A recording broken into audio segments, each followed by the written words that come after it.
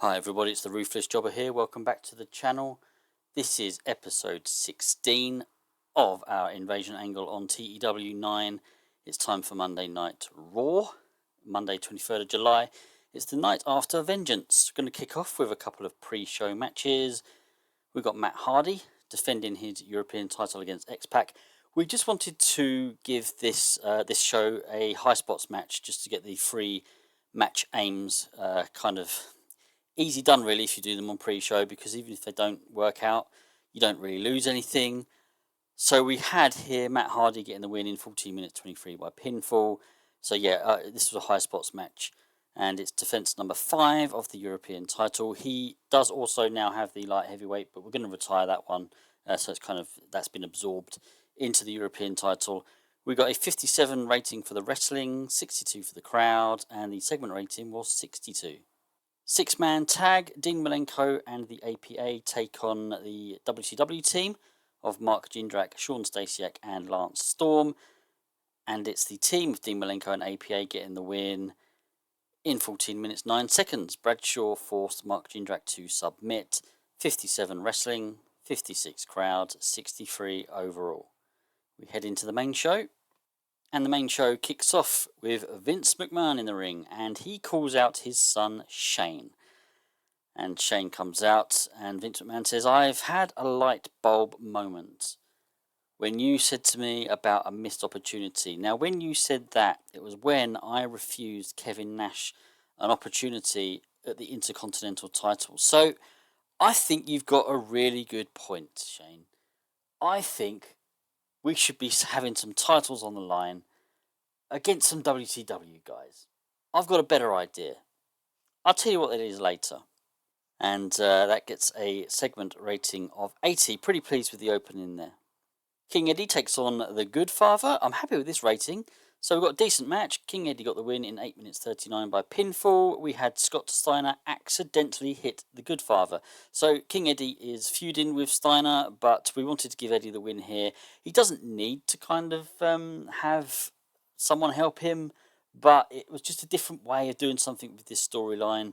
So the Good Father kind of gets hit. Steiner isn't, he doesn't care. It's just another WWF guy. It doesn't really matter. But he's annoyed, obviously, that he kind of inadvertently helped King Eddie get the win. So we got a 61 rating for the wrestling, 62 crowd, and 71 overall. So yeah, King Eddie got it in 8 minutes 39. I think I'd already gone through that actually. So yeah, quite pleased with 71. Gene Okerlund interviews the Dudley Boys. This is just a sort of self-promo from the Dudleys. We just wanted an angle to advance their storyline here. They get attacked by Diamond Dallas Page and Chuck Palumbo and Sean O'Hare. The storyline here is lost heat though, which is always unfortunate. So yeah, 55 overall. It's not great. Rhino takes on Rob Van Dam. This is for the Hardcore Championship. Good heat, decent wrestling. Rob Van Dam defeated Rhino in 10 minutes 7 seconds by pinfall. Rob Van Dam wins the WWF Hardcore title.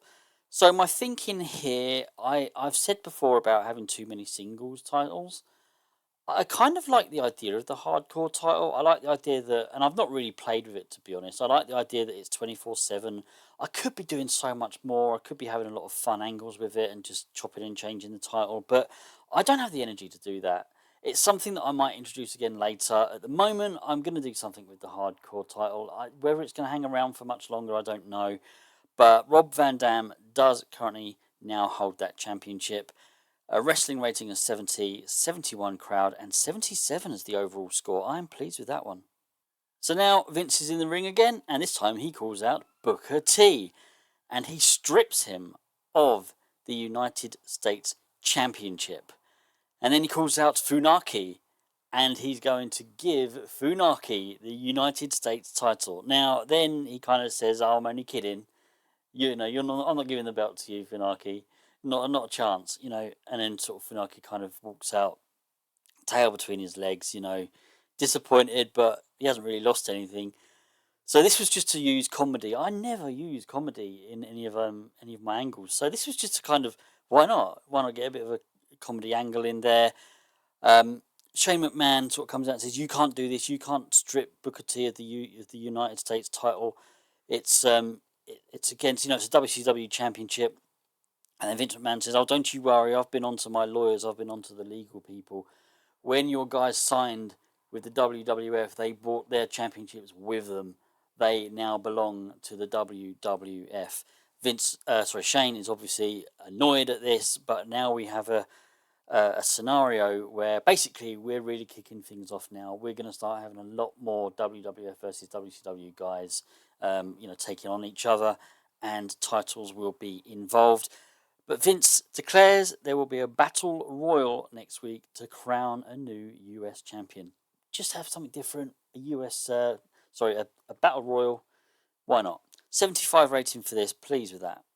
Chaz Warrington teams with Glenn Osborne to take on Too Cool. Just a token tag team match. I'm not going to go through this in great detail. Terrible wrestling, non-existent crowd heat. Too Cool got the win in 6 minutes 36. Scotty 2 Hottie pinned Glenn Osborne with an aided sit-out powerbomb. Wrestling was 40, crowd was 37, 51 rating. We then got a taped video promo of Chris Jericho. Just kind of wanted to fit it in. Didn't use Jericho anywhere else on the card, so why not? Good old taped promos. Kind of just fill up a little bit of time for me. 75 rating. The Big Show is in the ring, and he wants a shot at the WWF Championship. He just makes a challenge to Steve Austin. Steve Austin comes out and he accepts. This is just to get us to SummerSlam. This is going to be the main event for SummerSlam. I could have gone a completely different direction. I'm not quite ready to do, the WCW versus WWF big main event. So, a few more months with Austin as champion. Not sure yet. I might leave Austin as champion and just get him involved in the WCW v WWF story. I don't quite know how to go about it though, because he is a heel and he's a really top heel. So, and with the belt as well, I need to kind of look at it in a little bit more detail before I pull the trigger. But this is going to be our SummerSlam main event. And at the end, we had Austin stun the Big Show, obviously with a Stone Cold Stunner, or whatever it is they called it. 80 overall. Yeah, pleased with the rating so far. A couple of the matches have been a bit iffy, but no, I think it's looking good so far, guys. Albert takes on Kane. This was just to give Kane a match. Haven't used him in ring for a while. He's kind of been very much sort of involved in angles. But yeah, he gets a win here. Good heat, decent wrestling. He got the win in 11 minutes 45 by pinfall. This was our storytelling match. 60 rating for the wrestling, crowd 75, and the overall was 73. But post-match, Sting appears on the big screen. What is it they call it? The Titantron? I can't remember what it's called exactly. And he cuts a promo on Kane, and then we see the Undertaker's bike in pieces. Sting has taken it apart. It is in pieces. Kane is furious when Sting comes off the screen. Kane is furious, and he shows a bit of anger, and then we get the whole pyro on the four corners of the ring and all that sort of business. Gained heat this storyline, which is really what I was looking for with this angle. And a rating of 70, pleased with this one. Edge and Christian take on the Brooklyn Brawler and K-Quick, another token tag team match. Edge and Christian got the win in 4 minutes 45. Christian pinned the Brooklyn Brawler. 54 wrestling, 51 crowd, and 54 overall. Vince is backstage and he's sort of looking for Shane, and he finds him, and he just says to Shane, I've had another great idea that you kind of inspired me to do when you said about the missed opportunity. At SummerSlam, Booker T is going to defend his WCW Heavyweight Championship against Chris Benoit. So basically, this is just to kick off. It'll be our first WCW versus WWF title match. Chris Benoit, he's had a couple of opportunities at the WWF title, and Vince thinks he's worthy of a shot at the WCW belt. And Shane's kind of like, that wasn't my idea. And Vince is like, oh, I know what your idea was. Your idea was that your guys can compete for my belts, but my guys wouldn't be able to compete for yours. Well, tough. This is what's happening at SummerSlam. 71 overall for this rating. Perry Saturn takes on Triple H. Am I pleased with this score? How did this get an 84? Good heat, decent wrestling. Triple H defeated Perry Saturn in 9 minutes 54 by pinfall after Stephanie McMahon interfered. Yeah, 71 wrestling, 72 crowd, but 84 overall. What? Wow. I mean, I did not expect that. Triple H is great, but Perry Perry Saturn. I mean, wow.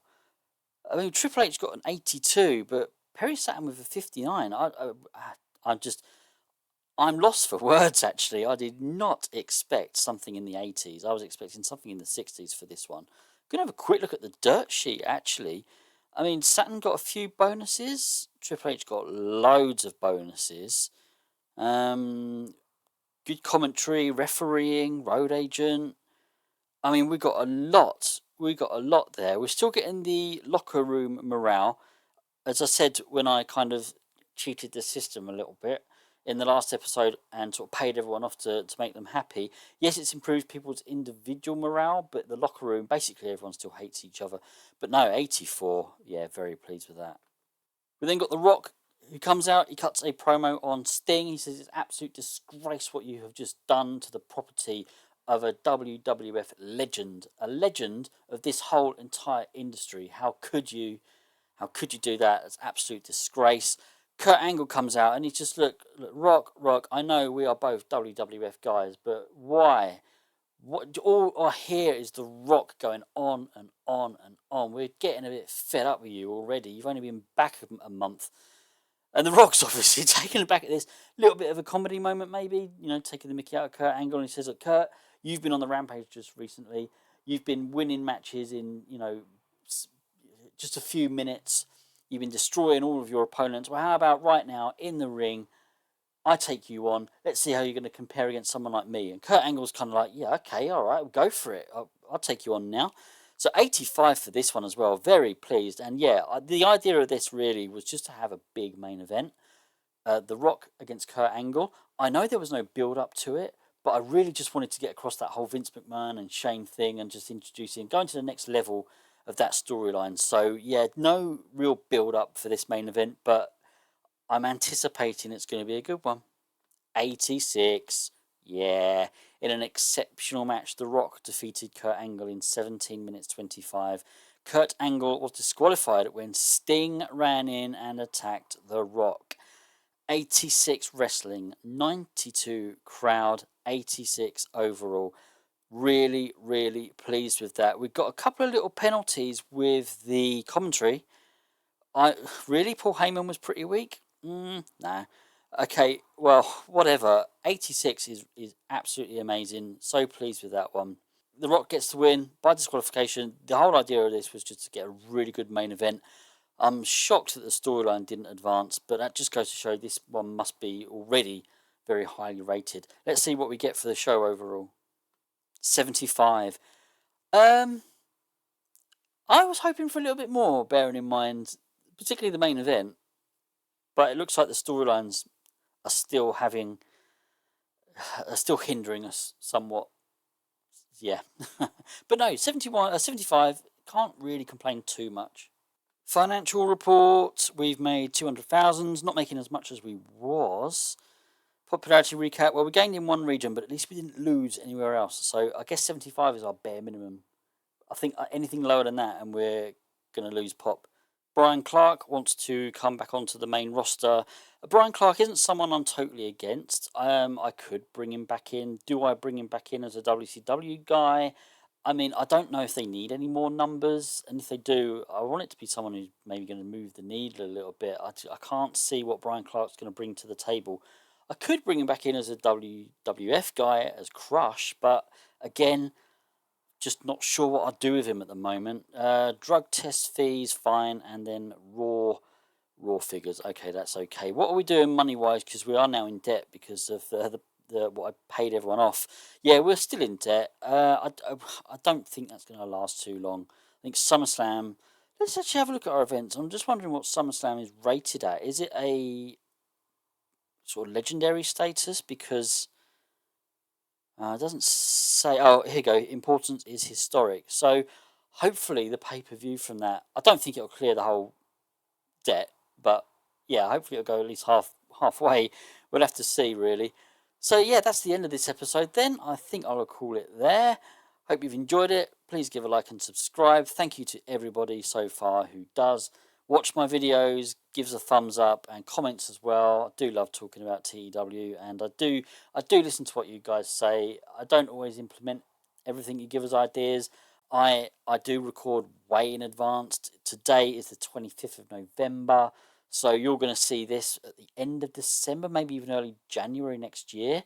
So yeah, kind of by the time I've read your comments, it's already happened. But it doesn't mean that I'm not possibly going to go back and look at something you've written and, maybe just think about, doing something.